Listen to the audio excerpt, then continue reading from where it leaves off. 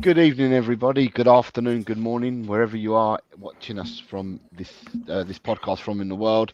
This is the pre-match pump up for Tottenham versus Copenhagen, being played tonight at the Tottenham Hotspur Stadium in an hour and 24 minutes. Is the kickoff. And can I welcome in the fantastic panel that you have tonight of Harry, Colin, and Dermot. And we'll start with, I'm going to go ask about face. I'm going to start with the youngest first. Harry, how are you this evening? I'm very good, thank you. Thank you very much for having me. Of course, Chelsea was disappointing, but I think we've got to put us behind us, and that's horrible to say. But new game, new day, and Tottenham need to win this game. So hopefully we do. Looking forward to talking Tottenham with all of you in what is, as I said, a must-win game. So big up to the chat, and looking forward to this one. So thank you. Colin, good Hello, afternoon. hello. You're still in the afternoon out there, so good afternoon, Colin. How are you, sir? I'm well. Thank you for asking. Thanks for having me on too. By the way, this is going to be a fun time. As you said, man, we got to put the Chelsea game behind us. Got the day off work, and I'm happy to be here with you guys. And last but not least, good evening, Dermot. How are you, sir? Well, it's nice you left the oldest to last. Thanks for making me feel really old, Jose. You've done a banging job there. But no, it's great to be on again. Great to be on with Harry. Haven't been on with Colin in such a long time. It's been a good year and a half, 2 years, Danny Colin, since you and me share the screen. But yeah, we've got to put Saturday behind us. Tonight's important. Come on, you Spurs. This is a pom-pop show.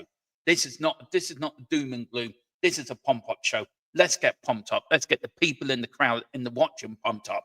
And let's get going. Come on, you Spurs. Can everyone see Colin's football top? That is a funky Tottenham top. That is a proper funky Tottenham top. Fantastic. Thank my mom. It came in the mail. I just wear it. So thanks, Mom. Appreciate you. So tonight, gentlemen, Copenhagen. Right, well, Copenhagen so far, they've played Malmo and beat them over 2 legs 5-0. They've beaten Basel over 2 legs 3-1 to qualify. And in the group stages at the moment, they've drawn 2 against Leverkusen at home. They've lost away at Karabag 2-0, and they've lost at home to Borussia Dortmund 4-2.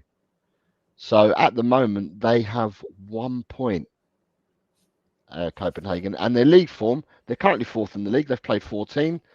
They've won 7, drawn 4, lost 3, have a goal difference of 29 versus 20, have 25 points. They're 6 points off the top in their in the Danish league. What threats are they going to pose? Do you know? Does anyone know much about their players? I hope somebody else does. They've got one of the. I think they've got a young lad on loan there, a young winger, I think, who's very deadly, who's very good. But look, we should be beating Copenhagen tonight. Let's be fair. This is the Champions League. We should be beating Copenhagen tonight. It doesn't matter who turns up at the Tottenham Hotspur Stadium. We should have a quality enough to go out there. Even if we put out a bunch of youngsters, we still should have quality to go and beat them tonight.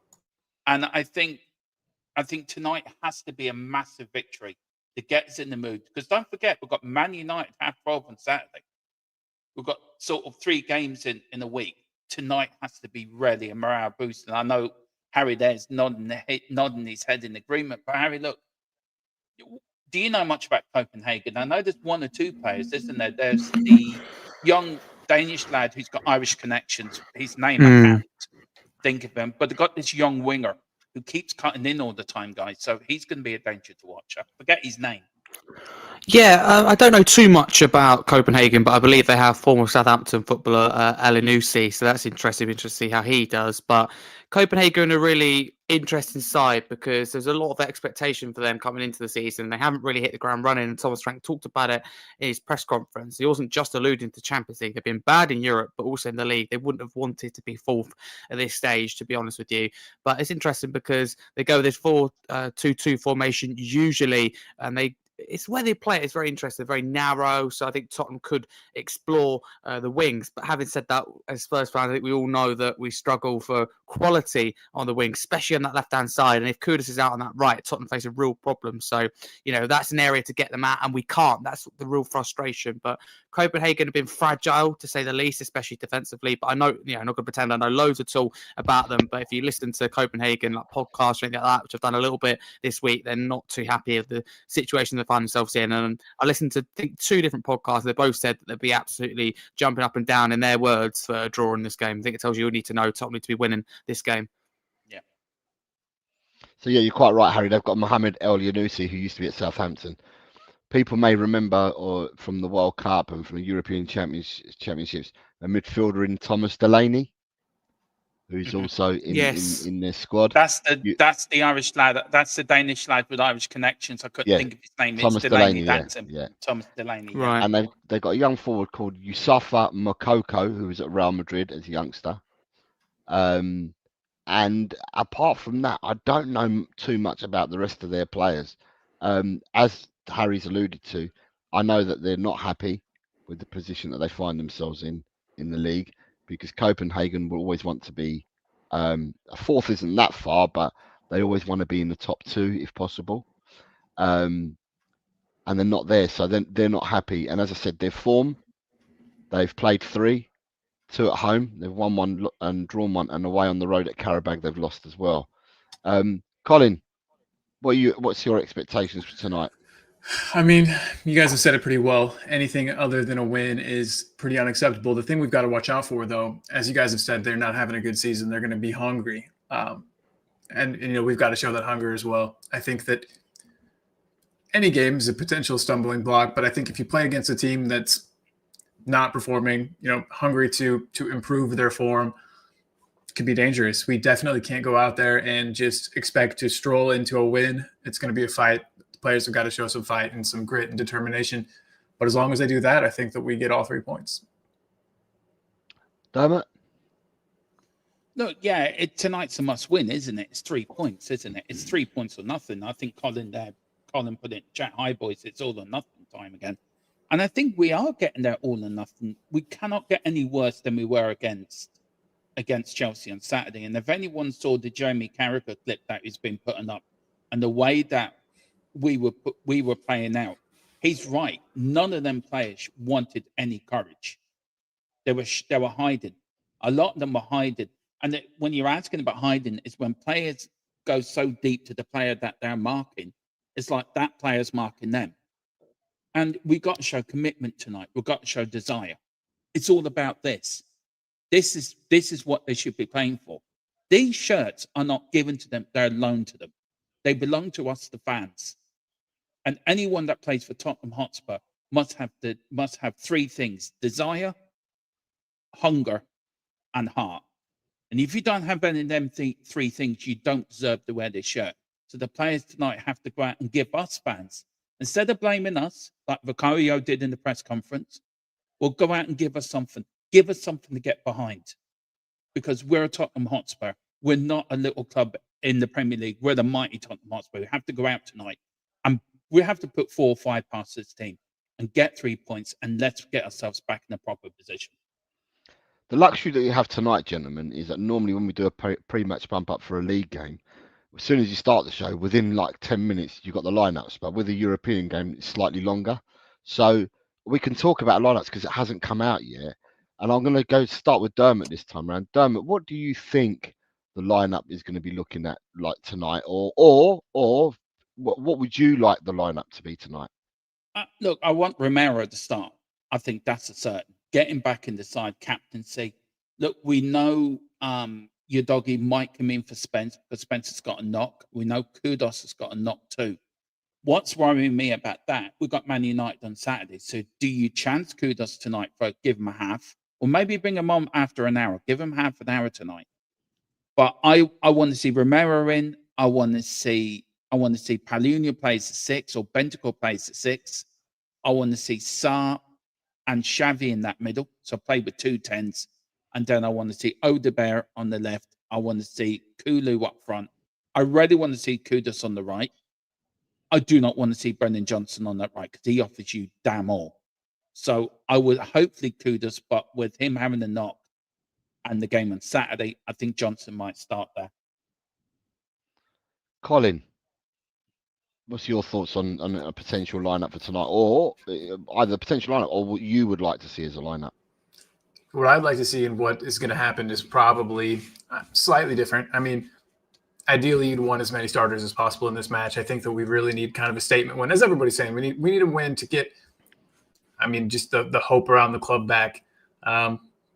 I think that we do see Romero start. I think Romero starts this match. I think that he didn't look bad when he came on at Chelsea, and I think that was kind of the test, to see if he was ready for today. And I think we'll see him play the full 90.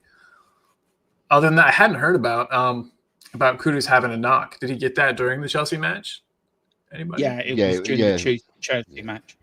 Gotcha. Yeah, well, then I'd not chance him. I think that, unfortunately, Kudus is so important for our team and our season. We probably ought to rest him if that's the case. This might be a controversial statement, but I didn't like what I saw from Spence on Saturday. He looked disinterested. He looked frustrated, which is, it's fine. But just there was something about the way that he was playing, the body language, the expressions on his face. I don't know. I wouldn't be upset if he didn't start. And I think that Destiny, I think that he'll probably get to start today, which is totally fine. That's good. I mean, other than that, the team kind of picks itself, unfortunately or fortunately, depending on how you look at it. I think we'll see the same midfield that we normally do. So I think that we're talking Bentancur, Paulinho, and wow, it's interesting. Do you guys think that maybe with Kudus out, we see Odegaard on the right? I know he's played there, can definitely do it. Odegaard on the right, and then we see maybe Xavi on the left with a midfield of like Paulinho, Sarr, and Bentancur. Possible. Up front, what other choice do we have really other than, I don't know. I don't know if Colomwani has showed enough for me to. It's tough. I'd like to see Colomwani up top, I guess. I like. Wait, is this the team? Yeah, the lineup's out. Oh Christ! All right, well, pretend It's like near I wasn't enough just. than what I said then, Jose. Then wasn't it really near enough? Yeah, you're pretty much 100% on it. We got Johnson presumably on the right, Odegaard on the left. Looks like Destiny's playing on the left. Nice. Pedro Porro, Romero, Van de Ven, Colomwani up top, Bentancur, Sarr, Xavi. Nice. That's not a bad lineup. Cool. Well, I'll let Harry go. I've been blabbing for a while, but yeah, that's not a bad lineup at all. Harry's the lineup beat us to it. I was trying to get around the panel before the lineup came out, but sorry, the lineup Tottenham beat us to it and put the lineup out. Now that you've got the lineup, Harry, what are your thoughts on this lineup?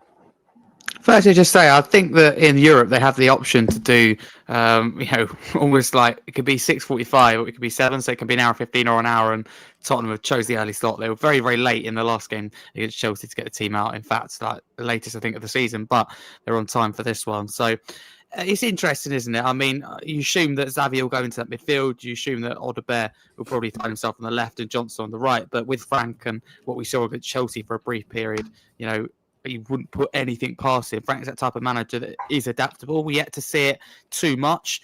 But it looks a good team, and I like Bentancur and Paulinho. But for me, it's really important they didn't start together because, we're all sitting here going, why aren't we creating chances? But we're playing these two really defensive number sixes, and it's great to not concede goals. And I mean, Chelsea looked awful, but we only conceded one. We don't concede many per game.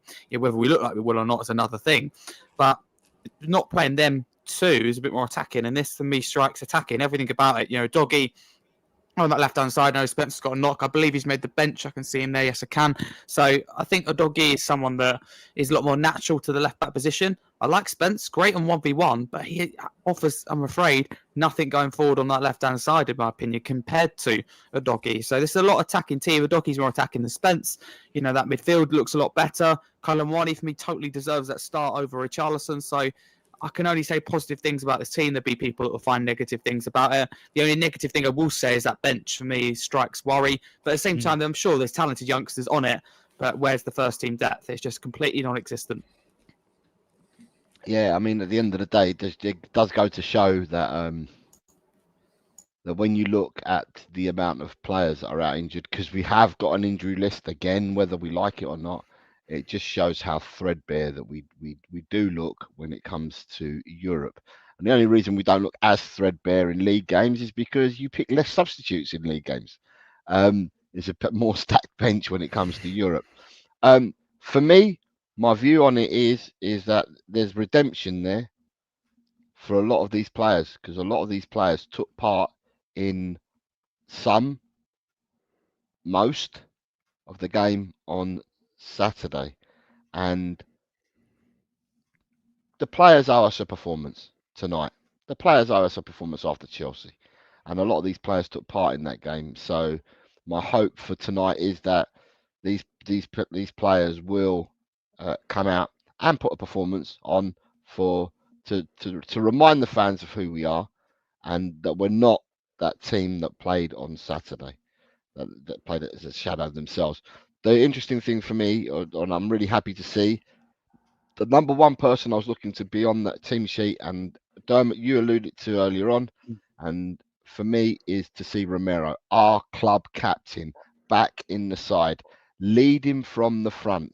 I always think that when you've got Romero leading from the front, that his passing out from the back is a weapon. Although he's been out and we use downside throws, I feel that the weapon that we've got in Romero and his passing from out from the back is an absolute immense weapon for Tottenham Hotspur.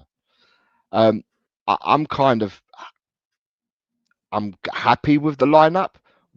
It's interesting that we're at home, and it's the first time since the Burnley game, I believe, that that Bentancur and Paulinho haven't started in a double pivot, because they didn't start in a double pivot in the Burnley game, the first game of the season. But since then, they've always been in a double pivot. So it's interesting. Gone away from the double pivot, and obviously maybe some of these players do need a rest as well. But yeah, they're just my initial thoughts. With the lineup we got there, Dermot, for me, this lineup should have the beating of Copenhagen. It should. I mean, it should. But this is Tottenham Hotspur. We have many a great sides when we should have won, but they've always come out and played the stinker. But I think tonight, with the likes of Romero back as captain, I said it on Saturday during the watch along, he brings a balance to that defence. He brings a calmness to that defence. And I felt with Danso, as well as Danso's done, I felt there was a little bit of uneasiness in that back four. I don't know if the guys, you and the rest of the panel agree, but I felt there was a little bit of not trusting each other. I feel with Romero there, next with Van der Ven, with Udogie and Porro, and with Cario, I think there's a trust there. I think there's an unbroken trust that we know what we're going to do. If I give you the ball, I know you're going to deal with it well. The only worry for me is Porro. Are we overplaying Porro? Because that player needs a rest. And this is where I felt we let Frank down in the transfer window. We didn't buy another fullback. And then so we haven't got the option of resting Porro. Jed Spence can only, if we want to rest Porro and your dog is injured, you can't rest him because you've got to play him. So I think I worry for Porro. I think he's playing too many games. Somebody said it in the chat earlier, he's looking tired, mentally and physically exhausted. And I think that's a problem. I think we're starting to see it now with these wayward passes, in my view. But for me, the rest of the team, I agree with you, Jose. It's a strong side. It's great to see Bentancur and Paulinho not playing together, but I do feel that is a very good lineup away from home, Paulinho and Bentancur. I think at home, you've got to drop one to be more attacking and be a bit more freedom. Give the players a bit more freedom and a little bit more, attack, and go out and enjoy yourself. Go and enjoy your football, attack, have fun. And I think the players have been sort of not been told to do that a lot. And I think Thomas Frank's got to go back to not use Ange tactics, but go back to them tactics at home and say, right, guys, go out, enjoy yourself. Go and enjoy your football. Have your freedom to attack. And I think defensively we're sound. But we need to take a little bit from Ange, mix it in with Thomas Frank. I think we just want a little bit of both worlds, I think. But I agree with you. It's a decent lineup, and this lineup should beat Copenhagen tonight 4-5-0. Harry. Your thoughts on any any of these players?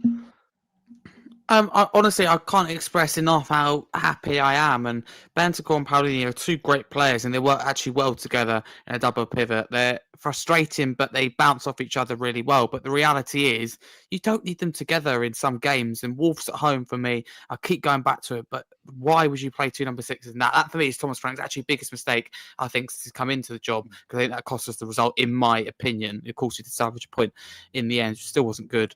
But in this game, I think we've gone with a really attacking lineup. Again, it's hard to predict, Frank, but the fullbacks are more attacking. The midfield is more attacking. I think the forward line, in terms of who's fit and available, you can't go too much better than that. I think Odebear, for me, has shown signs of promise. I think Colin Wani's been better than Richarlison, to put it lightly. I like Richarlison, great guy, works really hard, but he's hot and cold. That's how I would describe him. Johnson as well, I know, of course, does get his fair share of criticism among the fan base. He does need to do more, no secret about it. But I think hopefully he can have a good night tonight. So I'm really happy with that team. And Dermot said it there. I think it's huge. Romero coming back in to captain the side. We expected that to happen, but still don't underestimate the importance of that. Romero's progressive passes that have been so missed to this side. So confident with this team. One thing that does stand out to me is Xavi Simmons. I mean, what an opportunity, I think. I mean, people say it every game, but this is a big opportunity for him to really make his stake on an European stage. I think it's a big opportunity for him, and Tottenham have to win this game. Of course, we want a pretty performance, but for me, the result is the priority here, and I think this team has made it more likely to go out there and get that. So I'm very confident after seeing this team. I think we can win this game, and quite comfortably, hopefully, too. Colin, bouncing off what Harry just said now about Xavi. Right? Yeah, that's exactly what I wanted to talk about. Perfect. Because Xavi in the Premiership, up until now, has looked off it. The pace seems to be that tad bit too quick for him at the moment, and he's adjusting himself to the Premiership. And as fans, we want the ready-made product here and now. When some of us are not prepared to wait any longer, and Xavi's not worth the money that we spent on him, and there's a whole lot of blowing up going on in the fan base. But tonight's a European game, so do you feel that it will suit Xavi more playing a European game tonight at the stadium rather than playing a league game? It should. It really should. Yeah, he's been a tough one. It's been a tough old season for the guy, and I think, like you said, a lot of the fans, we got him as opposed to Eze. I know that deal kind of fell through, but you see him step into that Arsenal team and perform already, and I think the people were expecting that out of Xavi as well, and it's just not worked out that way. This should be a really good chance for him to come in and impress some people, and hopefully get some confidence back for himself, because, like you said, the guy just looks. I don't know. I was worried about him the second he came on the pitch against Chelsea. The second he had to come on for Bergvall, he just looked upset, I guess, is the best way I could put it. I think that he might have been upset about not starting and then having to come in when it wasn't really the manager's choice to put him in. There was just something there, and hopefully this is the first step towards fixing whatever's wrong with him, be it mentally or what, and get a little confidence today. Hopefully you carry that into the league. But what do you guys think? I mean, that's a really good question. I know we don't want to spend a great deal of time talking about Xavi and what his deal is, but I mean, judging by what we've seen from him in the past, he's got the tools, he's got the skill set to perform, but is the pace just too much? Can he adapt? I think he will. I think Xavi will. Look, Xavi's a talent, and I know you used as a sort of as a talking point to him going to Arsenal, but I think with Eze, he was only Premier League proven. So from him going to one league to another, there's not much. Yeah, they're settling into a new team and probably a new system, but Xavi's got to move from one country to another, one league from another. The Premier League and the English league in itself, for many years that I can be watching it, has always been a fast league. It's always been an aggressive league. It's been a physical league. And you look at the most leagues around Europe, it's more slower, technical, and there's not much physicality about it. Maybe the Italian league, maybe Serie A, there might be a bit of physicality, or maybe the Bundesliga as well. But 9 times out of 10, they're not like Premier League. He will come good. He's a talent. He really is a talent. He will come good, and I think he will. But it's just about letting him breathe and giving him time. somebody put it to me the other night when Luka Modric came to Spurs first. You know, he was like Xavi. He could have gone down the road of being like Xavi, but he didn't. He bulked himself up and he improved himself. And look what he turned out to be. So Xavi's just got to take his time, bulk himself up a little bit, and keep going at it. I don't know what you guys think. For me, what's going to be interesting tonight is not only am I going to be interested in keeping my eye on Xavi, but I want to keep my eye on Moani as well. I think Moani has a hell of a lot to offer. It's just that at the moment, Moani, one, he's coming in, he's trying to gain his fitness because he's been out. But really, he's not really been fed. He's been living off scraps. And tonight could be the night if we can feed Moani, we can probably see a Moani scoring goals for us, and we can see a Moani. At the moment, I've seen a Moani that really wants to try, and he looks quality in the little limited touches that he gets and stuff like that. But tonight, I'm going to be really looking for Moani and looking to see whether we can feed him. Xavi, Sarr, a doggy.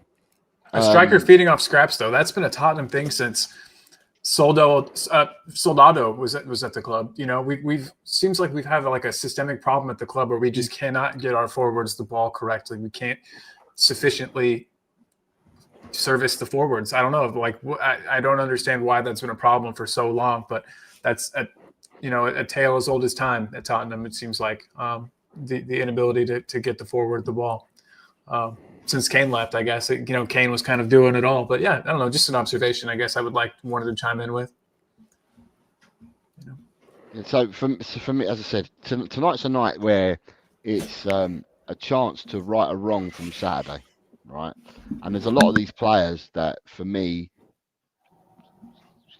they owe the supporters. They owe the supporters for Saturday. Like I said, most of these were involved on Saturday in some way, shape, or form. The another thing that I like is having a doggy back in the side. Not that Spencer's a bad player, but having a doggy back in the side provides natural balance to the team. Whereby, although Spencer's a fantastic footballer, when Spence is playing left back and he's kicking it with his right foot, he's not going outside the man, so to speak, because he has to cut in all the time to his right. But with a doggy, you've got someone that can motor on and get past. And for me, it's going to be interesting watching a doggy. Obviously, we want a doggy 100% fit, and that's what he's aiming to get to. He's building his fitness up to get there. But I think another positive for Tottenham tonight is that you've got a doggy to provide that balance as well on the left-hand side. Yeah, very good point. I totally agree with that. I do too. The only thing that worries me tonight, where are we playing Xavi tonight? Because you do have Odegaard and Johnson, so you would expect Johnson on the right, Odegaard on the left. But Xavi's not a number 10. I think you see some of Xavi's best work for Tottenham has been on the left-hand side. So why do we keep persisting with this number 10 malarkey when we know if you want to get the best out of Xavi, it's on the left side of the pitch? So why do you think he keeps persisting with this?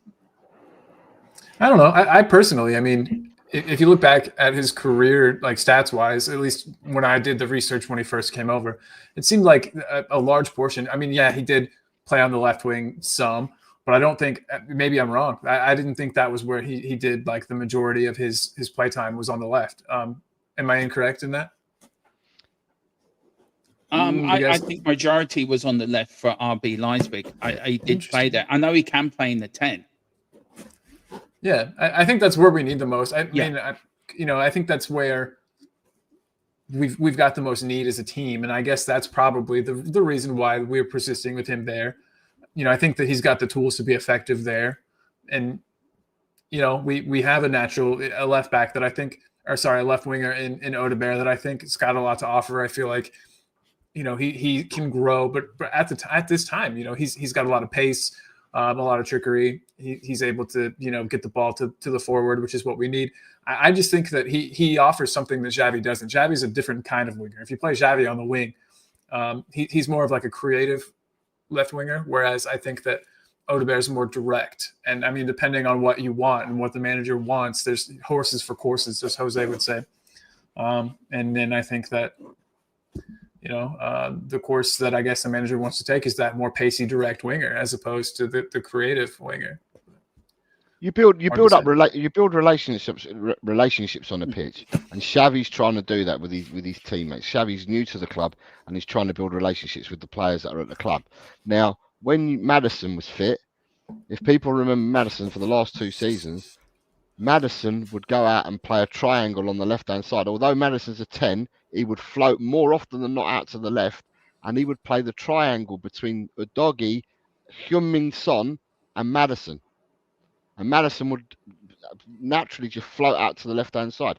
Xavi may be that type of 10 as well, where, someone said that they're interested to see how he builds up with Odegaard and Udogie. And it could be that Xavi he plays a 10, but does favour going left-sided rather than right, which is exactly what Maddison does. I just will say, though, if you don't mind, I think both make interesting points. I think Xavi's career, he has been better, I do believe, in the 10. But where I would agree with Dermot a tiny bit is that I think you possibly play him at left wing and to gain that confidence and almost earn that number 10 role, or certainly feel more familiar, because I personally, I could be wrong about this, but I think the left wing position is still difficult, but it may be easier than playing at number 10 role initially, where, you've almost got so much freedom and time, because I think that's what's costing Simmons at the moment. He's got too much time sometimes. Sounds silly in a way, but on the ball, he's, allowing too much time for thought. He's not going with his instincts. He's thinking about things too much, and then he's misplacing the simple pass.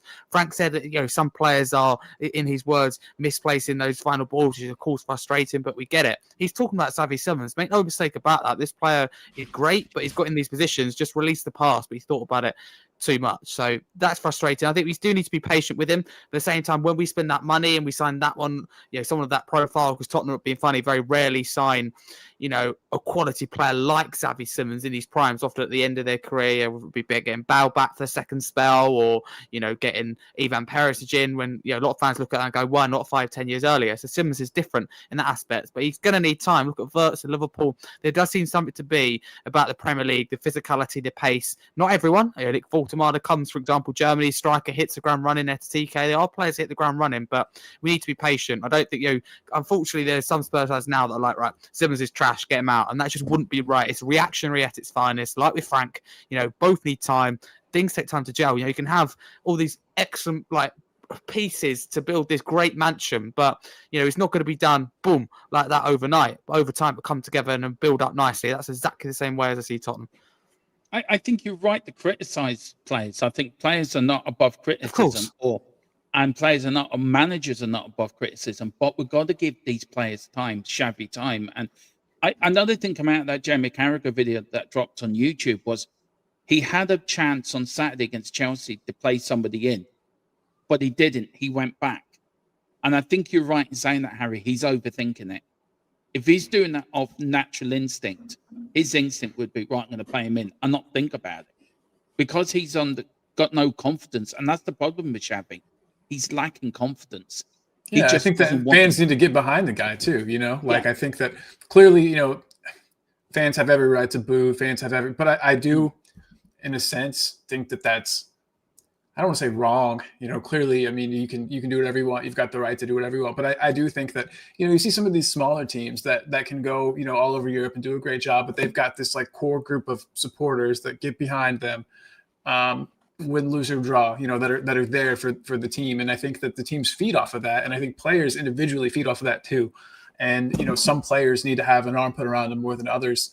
And I do think that, like you said, it's okay to criticize players, but there's a difference, I think, between criticism and constructive criticism even and then being hateful and not helpful, I think, in your criticism. And I don't know. I think that it would be good for supporters online and in person to get behind the kid, because he's a kid still. He's a very young guy. That might be what he needs for his confidence to grow, and then not to, question every little decision and every move he's got to make on the pitch. But, just a thought. Yeah, but back in the day, I'm a bit older than Dermot, but back in the day, you'd watch a game of football, and I can see Harry, you're in the chat discussing fanship. And back in the day, if you won, lost, or drew a game of football, you'd have a chat about it down the road or whatever, wherever you chose to go to after the game, or down the road if you was with friends, you'd walk down the road from the stadium after the game, and you say, "Oh, that was good," or "That was bad," or "I didn't like this," or "I didn't like that," and that was it. You went home and you were gearing up for the next game of football. But times have changed with social media, and we keep banging on about this. With social media, times have changed, and someone wants to shout louder than somebody else, and somebody wants to be heard, and all of a sudden you get this train of thought that Frank is doing a terrible job, and all the players are terrible. The players aren't terrible. The players, Frank is still learning about his players. The coaches are still learning about the players. The players are learning about each other, because obviously they've all come to the new players at the club. There's a different system of playing. Now, you could play one system last season. You're playing a system of this season. You've probably played a different system at another club you're at. You probably play a different system internationally. It's a lot to juggle and a lot to take on. And all we ask our players to do, like Dermot alluded earlier, people alone in the shirt type of comment that Dermot made earlier. All you want is you want your players to come out and give you 100%. That's all you want. Wearing your shirt to come out and give you 100%. So therefore, what we need to do is, Chelsea wasn't a good look, and we're all saying that. There's no hiding it. Chelsea wasn't a good look, but tonight, let's go out, show the fans, get the team, the players to come out tonight, show the fans what Tottenham are about, and put in a performance on the pitch. And if you put in a performance on the pitch, the fans will put their performance from the stands. It goes hand in hand. Right. It does. Yeah, can I just say, I totally agree with you, and it just does frustrate me a little bit. I know that fans get annoyed when players call them out, and in a way they have a right, because, people are right. If your performance is there, then the atmosphere is there. But at the same time, like, I'm a Spurs season ticket holder, and the atmosphere is dead. It's hostile. It's not nice. And I think to myself, even now, we're 6th place in the league. Last year we finished 17th. I do not get at all the negativity inside the stadium or on social media. Chelsea was unacceptable. The performance, the result, it was bad, but it's nothing new losing to Chelsea. It's horrible, and we need to end that. But I feel like Frank's this like venom, this like almost monster that we've lost this game. And I'm like, hang on a minute, what about these other 3, 4, 5, 6 managers that consistently lose to Chelsea home and away every year? They've won the last 4 or 5 meetings now against us, and I think we're still on a good path. The performances haven't been perfect, but Frank's been brought in because so many games last season Tottenham would play okay but lose the game, or play bad, lose the game. Frank's been brought in for stability, to steer the ship, to be more middle ground, and people are moaning, but he's come in and recognised Tottenham's biggest problem is leaking goals. It was literally like a open sewage pipe, and he's closed it and, made it so much better, stopped that sewage almost leaking. But now people are moaning because, we haven't gone that step further attacking it. Of course, we haven't scored many goals, but we've lost about 85, 86 goal contributions last year. That's on the club for not replacing Son. So I think that people need to be patient. And there's someone in the chat, I don't like to single people out, I'm not going to name them, but one fan saying that, how can anyone watch Tottenham? I'm not watching them tonight because after what we see in the last few games, well, a supporter supports through thick and thin. Nobody liked how we play against Chelsea, but I'm not saying anyone has to watch, but people are putting on this real negative, almost like performance for a drama theatre. It was a bad result, but the season's not over. We could have a really good season. It's down in tools, and fans wouldn't like it if the players do. And trust me, that Tottenham Hotspur Stadium is no surprise to me at all. The home form's poor because Frank tries to play this different way to please the fans. The fans put pressure on the likes of Vicario, other players, to whether it be go long or to play a certain way. And we just need to end our home form. And fans have to be patient. We're 6th place. And, Frank's only going to get better with time. And I just don't get, if you're calling for your head, I think you have to look at yourself, because I think you could genuine questions whether Frank's right for Tottenham or not. But suggest he should be sacked on the spot. It's just like reactionary. It's crazy. I don't get it. I think you're spot on, Jose. Do you know what, Harry? Look, I support Tottenham over 40. This is my, 44th year of following Tottenham Hotspur. So I've seen a hell of a lot. I've seen the good, the bad, and the bloody damn right ugly. I've seen us fight off relegation on the Aussie ID list. I've seen us play woeful on the Christian Gross. I've seen the Jerry Francis years.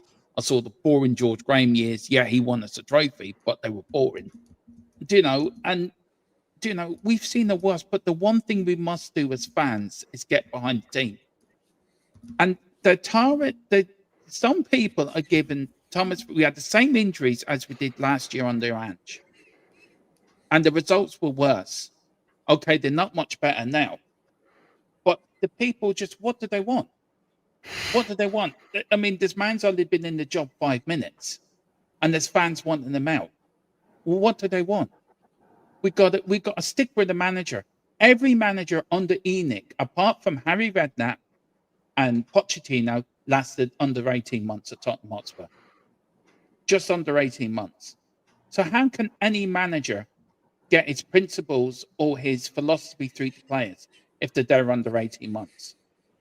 We need to stick by this manager. We need to give Frank time. The one thing we need to do, and I'm very vocal on this on my own channel, is ENIC and the Lewis family have to put the money where their mouth is. They have to start backing them in January and next summer. Getting rid of Levy is one thing. And it's like, you get rid of Levy under new ownership. Well, we're not, because the same owners are there that have been there since 2001. So they've now got to prove, okay, we're now going to pump money into the club. We're now going to go out and buy the players Thomas Frank wants to do what he needs to do. And I'm going to stay vocal on this until I see ENIC change. I don't trust them. I don't trust them. I don't think they will back Thomas Frank, and it's going to be same old crap. But I want my team to do well. I'm Tottenham Hotspur. Good, bad, and ugly. I will go to every game. If I could go to every game, I would. But I do every watch along. Good, win, lose, or draw, I'm there. Because I'm a Tottenham Hotspur fan. Always have been, always will be. Get behind the players tonight. Get behind the team. Let's win tonight. And also on Saturday, I don't know what you guys think. I have no problem what Spence and Van der Ven did. At least it shows they cared. I know they shouldn't have done the manager. There's a little bit there. But the little bit, I never seen Van der Ven do that before. He was hurting. He was hurting after that defeat. And that shows me something he cares. So tonight is the night to right the wrong from Saturday. As I keep saying, tonight's the night they owe us a performance, and tonight's the night to right the wrong. And I'm sure that we all believe and we all know that wrong will be written tonight. So absolutely, we come to that part of the show where I'm going to ask everyone in the chat to give me your predictions for tonight's game. What are your predictions? What are the score lines going to be? Now, with the panel, Kate started this off, and I'm going to have to continue it and say, give us a score prediction and go as far as give me goal scorers as well. Who would like to kick us off? Harry. Go on, Harry. Happy to. Harry. Right. Thank you. Yeah, I know. Yeah. Set myself up here. I know. You're sticking your head over the parapet. I'll go first. I'll go first. Yeah. What have I done here? Exactly. I'm going to go 3-1 Tottenham. I think Simmons does have a special night, and I'd go as far as saying I think he will get himself on the score sheet. I think Moani will score 2. I think the third goal from Tottenham will be scored.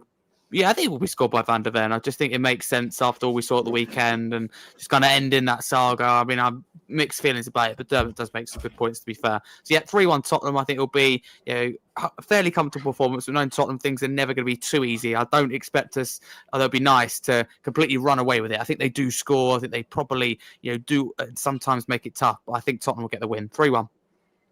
Well, 3-1 for Harry. I'm going to read out some scores we've got so far in the chat before I go to the next panelist. But also as well, Brian is reminding me that Brian and Sim are conducting the watch along, which follows the show at 7:45, I believe. So stay where you are and watch WeAreTottenhamTV watch along for today's game with Brian Daigle and Simeon. Scores as you were talking, Harry. There are scores coming in from people. I've got Transparent says it's going to be a 2-2 draw. Tunde says it's going to be 3-0 at least.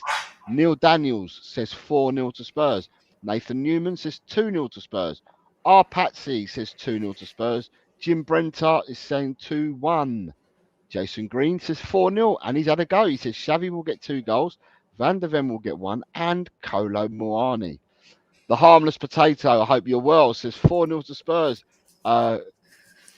a Colo hat trick and 1 own goal. Orde Esfacere says comfy 12-0 win. Ian Shields says 2-0. Please let it be Xavi and Colo. Have we got any more here before we go? Jay Murray says, as usual, it's going to be 6-1. John Lee says 1-0. Lady Webb says she's going for a 2-1 Spurs win. Xavi and Sarr to score. Tenzin Rajabam says 1-0 with an Odebert goal. Dad's Handhelds says a 2-all draw.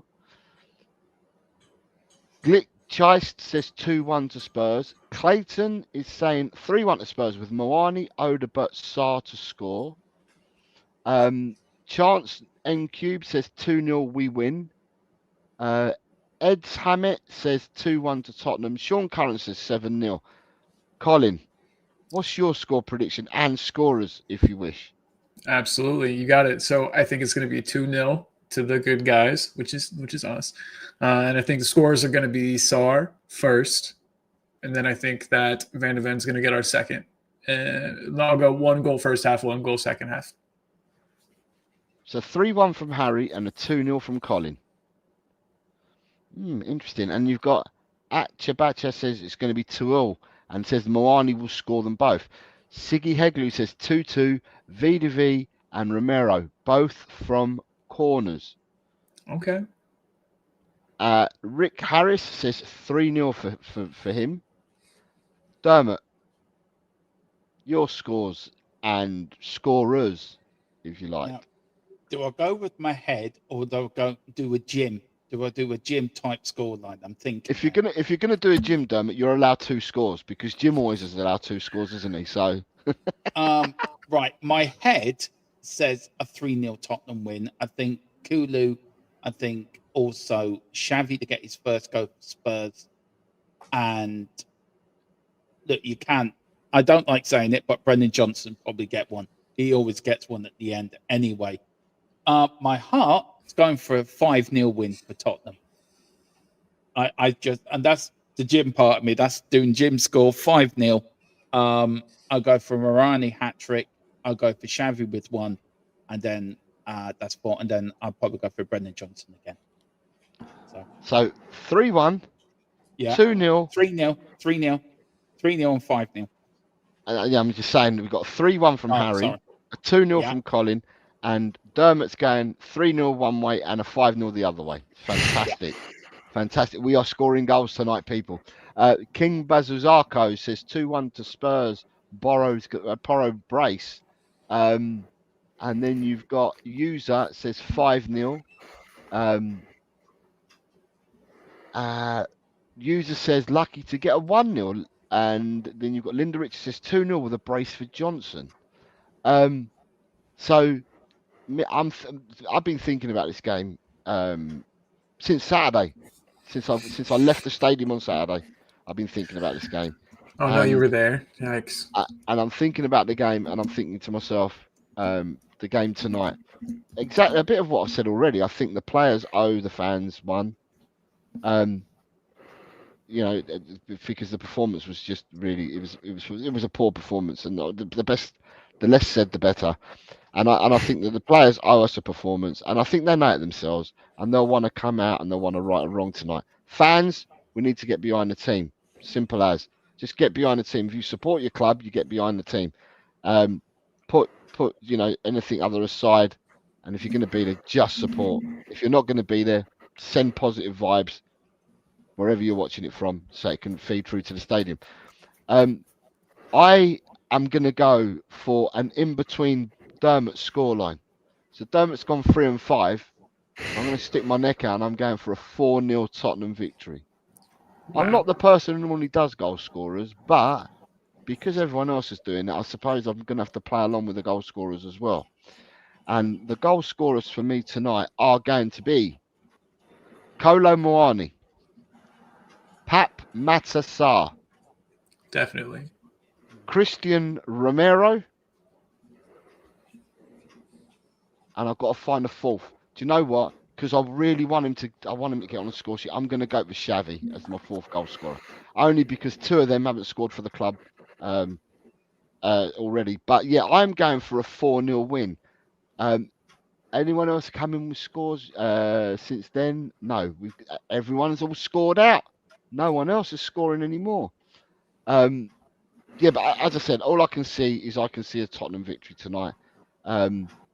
It's interesting. The game's only 34 minutes away, and I'm looking forward to it. I really am looking forward to it. Anyone else looking forward to it? Definitely. I think that, the defense we've got out there is going to do great. Like, Jose, you predicted a clean sheet, and I think that we're definitely going to get one. So I as long as we can put a couple past them, we'll be smooth sailing. And I'm excited. I got that excited feeling you get before a Spurs match. It's a special feeling. I'm really excited. I think everyone on the panel gets that feeling, and probably in the chat, we all get that feeling before a game. Yeah. We're all excited. Joe Buck says 1-0 or 2-0 if we're lucky. Shawastakapedia says 3-0. Some of these names are superb, and they've all got an at in front of them for some reason, and I don't understand why, but everyone's got at before their name. Listen, people, thank you very much, everyone, for watching it, for watching this. Everybody's links that you can see on the screen are on the description of the show. So you've got Harry's channel will be there, which is Harry Scarf 2022. You've got Dermot's channel in the description, which is THFC Till We Die, which is in the description. And Colin's channel, Talk and Ball, is also in the description. And I'm Eltel Cockerell, and I'm also in the description. So if you want to follow any of us four, we're all there in the description. Thank you very much to the guests tonight. Thanks for having me. Yeah, I appreciate the offer. And I wish my guests all the very best in them watching the game tonight. Everyone in the chat, I wish you all the very, very best as well. And I hope that you all enjoy the win tonight. And as always, lads, it's come on you Spurs. Come on, you Spurs. Come on, you Spurs.